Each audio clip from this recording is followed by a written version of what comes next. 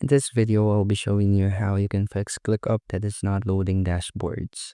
So if the dashboards won't load, you should go to the Dashboards tab in the left sidebar. By clicking the More here, and then head to Dashboards.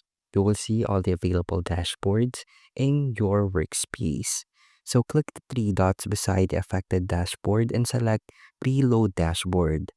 And as you can see here, we don't have any dashboard. So as for a demo, let's create one.